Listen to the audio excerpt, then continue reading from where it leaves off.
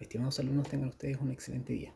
Hoy día corresponde que revisemos la guía La República Conservadora, que dura 30 años, 1831 a 1861.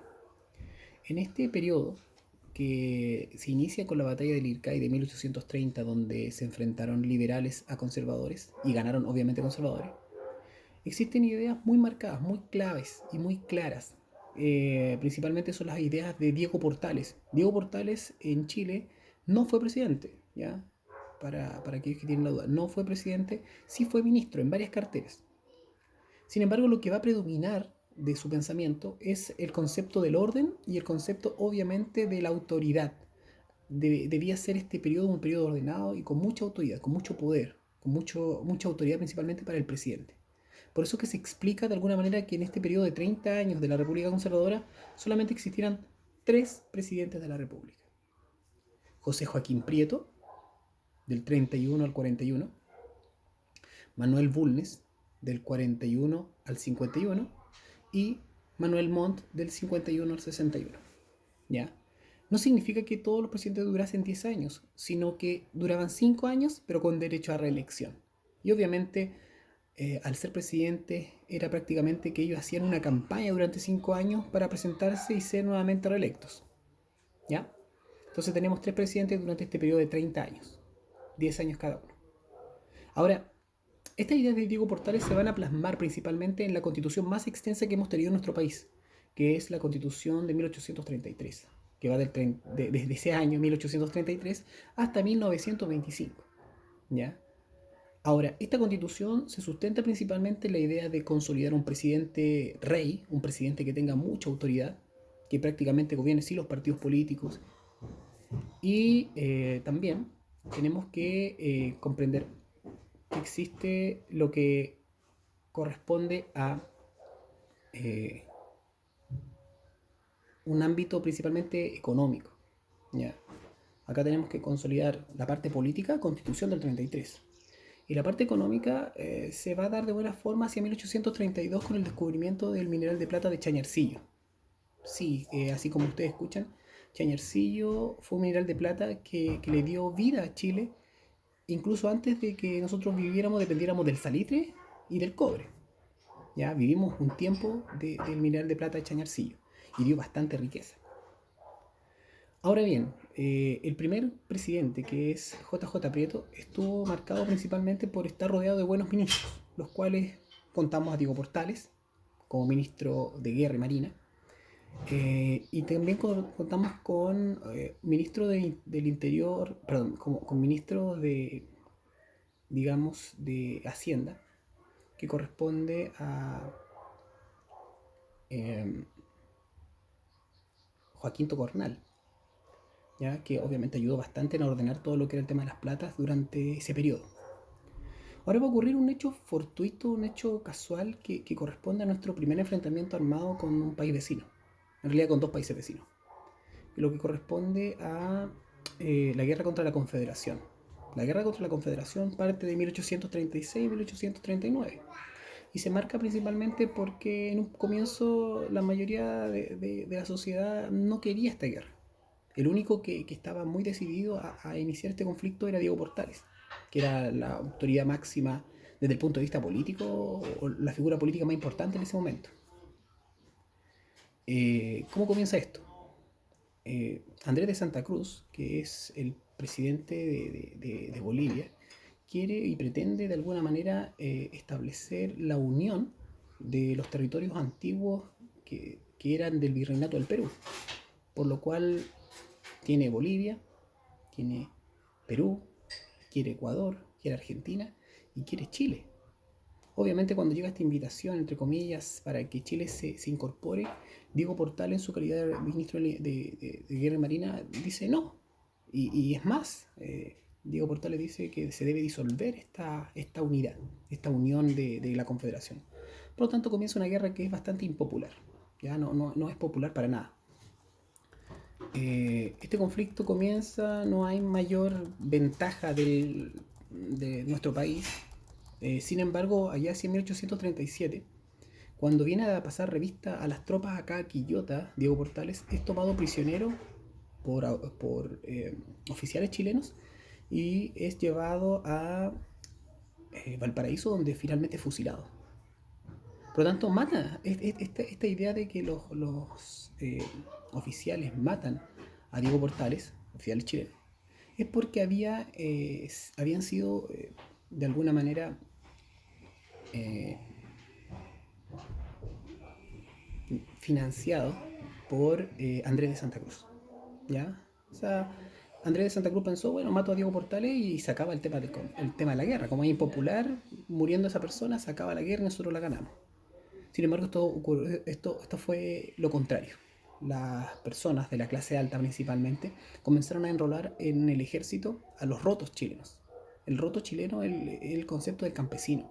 ¿Ya? El campesino ese que vivió toda su vida con una vida, digamos, una vida de sufrimiento, de mucho trabajo, de mucho esfuerzo, que muchas veces resuelve sus problemas a golpe, que sabe utilizar armas blancas como es el corvo, que el corvo es un cuchillito que tiene una pequeña curva, una curvatura, que finalmente terminó siendo digamos, el emblema del ejército chileno. ¿Por qué? Porque el roto trabajaba con el corvo y qué sé yo, le servía para cortar trigo, por ejemplo. ¿Ya?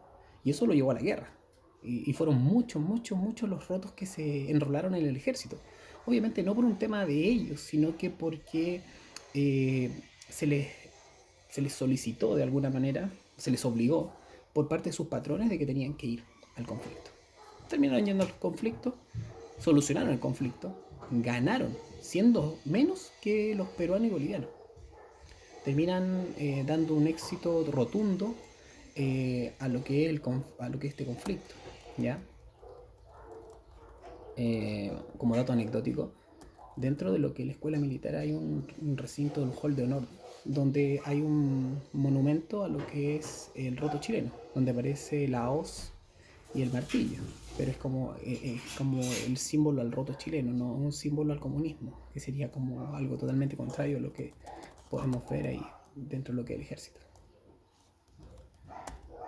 Importante darse cuenta que aparece un gran héroe dentro de lo que es esta guerra, que corresponde finalmente al general eh, Manuel Bulnes. Manuel Bulnes se transforma en el héroe porque ganó la última batalla, que es la batalla de Yungay.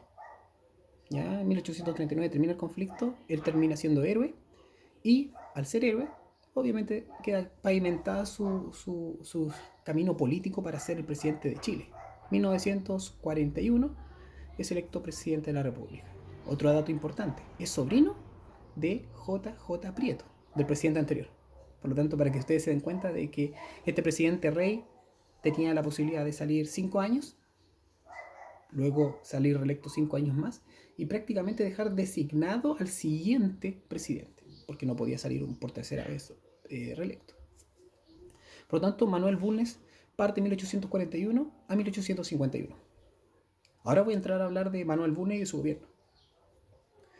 El gobierno de Manuel Bulnes tenemos que entender que es uno de los gobiernos más buenos desde el punto de vista de estabilidad que existe en nuestro país. ¿Por qué digo desde el punto de estabilidad es bueno?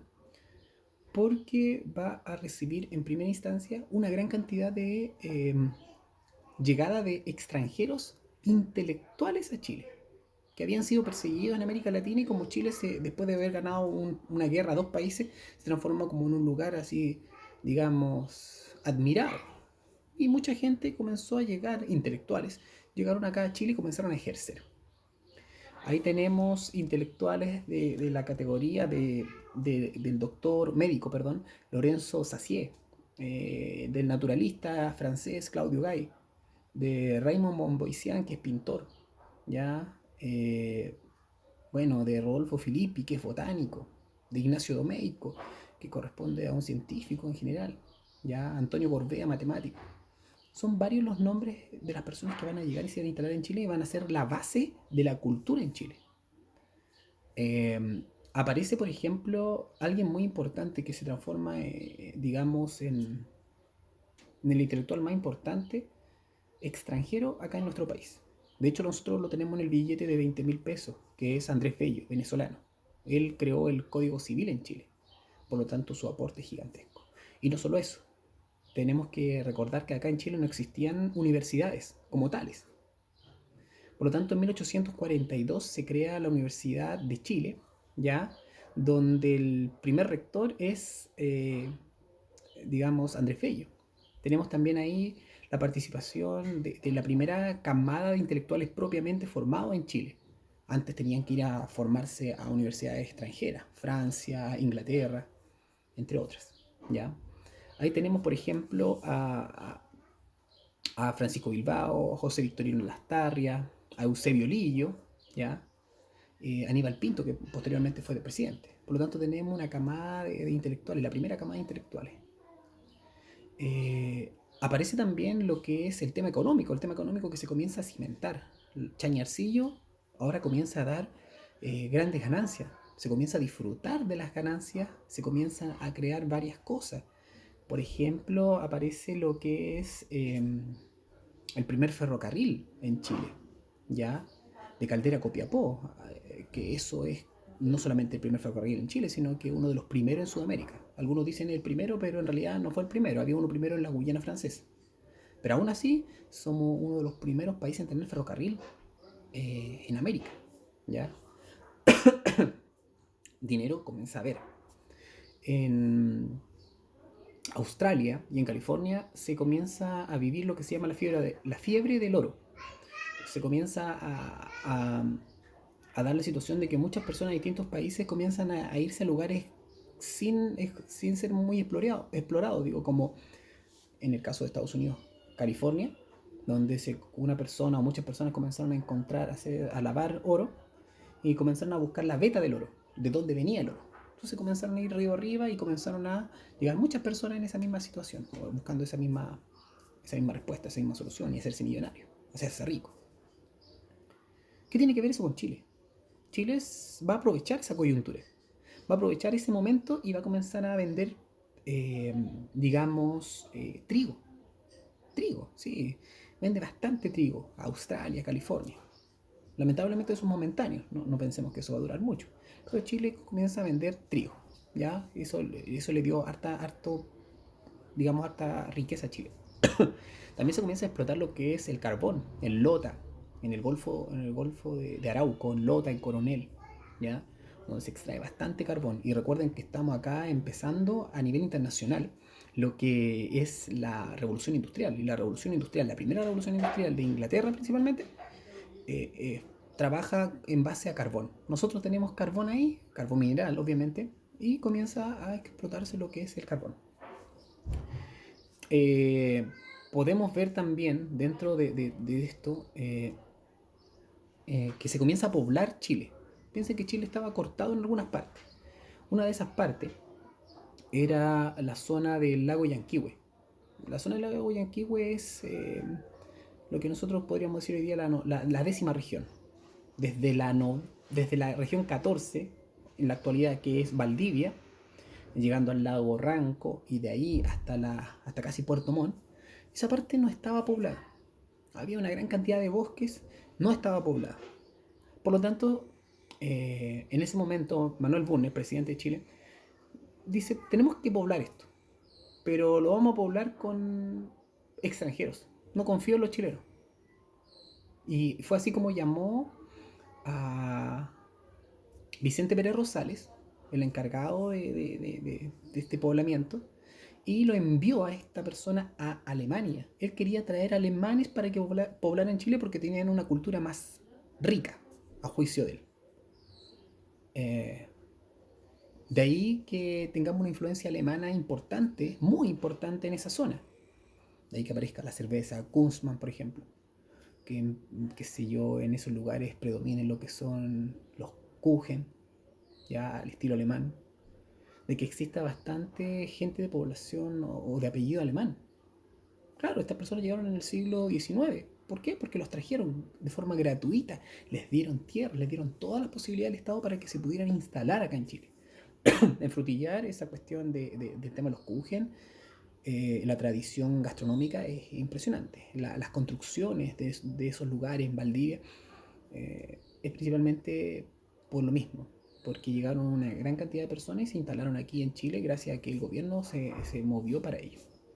Luego tenemos una gran, digamos, estabilidad desde el punto de vista intelectual. Llegaron extranjeros, intelectuales. Se creó la Universidad de Chile. Se comienza a aprovechar la riqueza del carbón y la riqueza de Chañarcillo de plata. Y obviamente se comienza a establecer la primera camada, digamos, de personas que podríamos decir intelectuales. Sin embargo, este periodo termina en 1951. Termina en 1951 y comienza el periodo de Manuel Montt. Manuel Montt también dura 10 años, 5 años y 5 años más de reelección. Manuel Montt era ministro y mano derecha de Manuel Montt. Por lo tanto, ahí también ustedes pueden hacer la conexión. Manuel Montt dejó prácticamente cimentado, pavimentado para que... Perdón, Manuel Bulnes dejó cimentado, pavimentado para Manuel Montt. Y Manuel Montt se transforma en presidente, el último presidente de este periodo.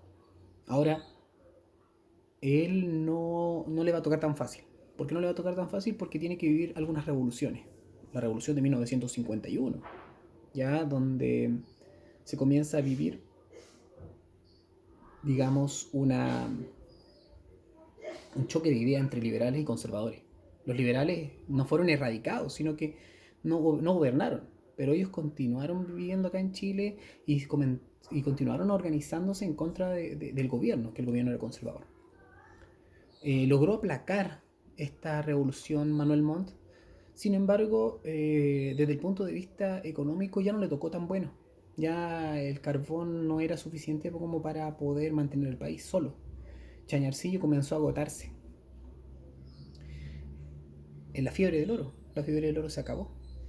Por lo tanto, comenzamos a ver evidentemente que el gobierno de Manuel Montt es un gobierno bastante más disminuido que el de Manuel Bulnes, ¿ya? Y llegamos a 1959, donde viene una revolución gigantesca, nuevamente los liberales enfrentándose a los conservadores, lo cual va a determinar finalmente que ya no pueda Manuel Montt dejar al sucesor, como lo habían hecho los otros dos presidentes anteriores. ¿Por qué? Porque hay una presión gigantesca. Entonces Manuel Montt tiene que dar un paso al costado con respecto a esta idea de dejar a un sucesor, que en ese caso era Antonio Varas. No lo pudo dejar y debió abrirse una elección nueva, una elección a presidente de la República. Y esta elección a presidente de la República fue ganada por un liberal.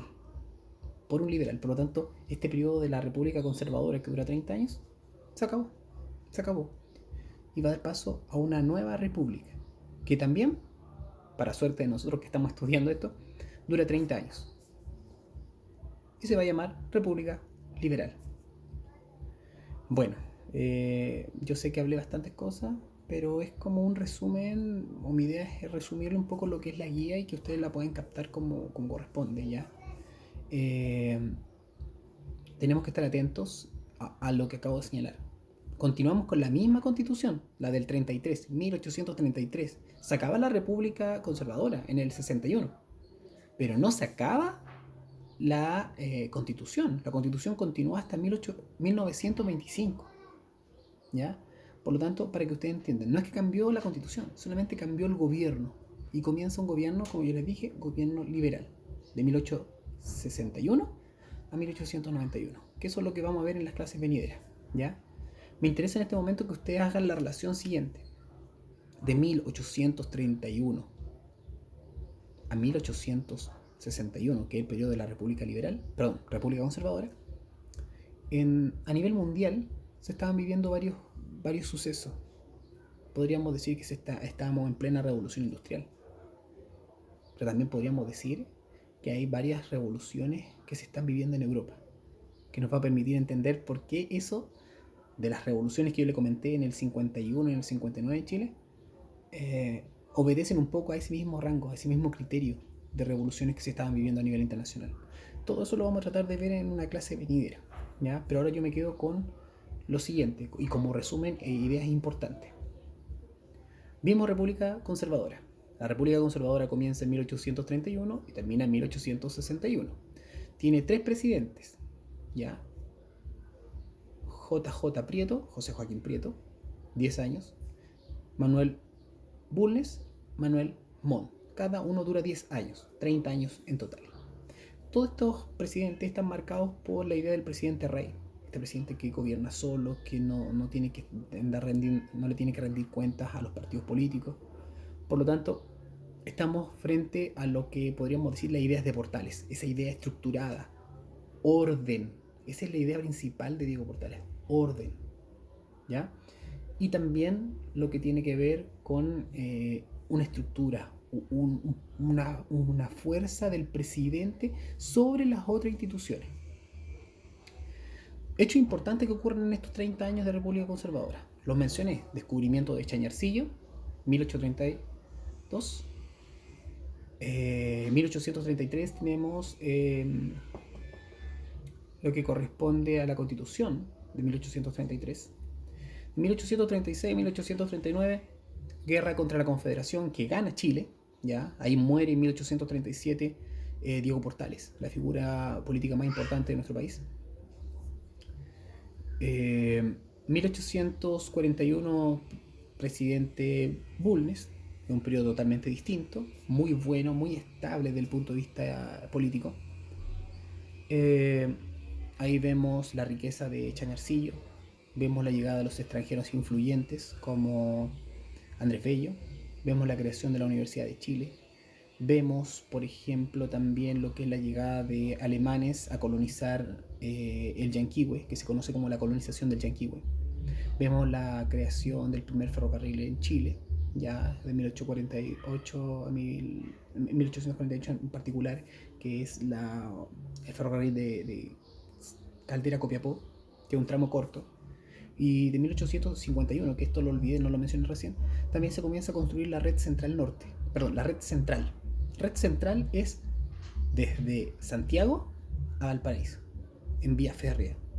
Cuando yo hablo de vía férrea de ese tiempo, le doy mucha importancia, porque el Estado, para poder construir una vía férrea, tenía que gastar millones de pesos oro.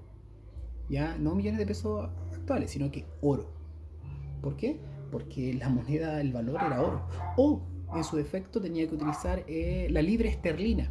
La libra esterlina, que es la libra, la moneda de Inglaterra, que en ese momento tenía mucho valor. Estamos hablando de que la gran potencia a nivel mundial en ese momento era Inglaterra. Recuerden que era el país más colonialista, que tenía mayor cantidad de colonias, más del 60% de las colonias a nivel mundial. Por eso que se manejaba con esa moneda. Esto es lo principal, chicos. Ahí les dejé un fragmento de Alberto Blesgana, que también corresponde a este personaje a parte importante de lo que fue la generación del 42, de la primera generación que sale de la Universidad de Chile. ¿Ya? Alberto Blesgana escribe El Loco Estero y escribe su gran obra, que es Martín Rivas, que quizá alguno de ustedes la habrá leído. Excelentes textos por lo demás. Y también dejé un pequeño texto de Domingo Faustino Sarmiento. Y Domingo Faustino Sarmiento es argentino, es uno de esos intelectuales que llegó a Chile en ese tiempo, que tiene que ver con los inmigrantes campesinos, las personas que se van del campo a la ciudad, y cuál es la perspectiva que tienen en la ciudad. Les va a llamar la atención ahí que aparece el ciruelero, el uvero, el duraznero en verano, que aparece el dulcero, el velero, el boyero en invierno, que eran oficios propios de la época, personas que vendían en la calle, principalmente eso, ¿ya? Espero que estén bien, chicos, sigan las indicaciones que se le dan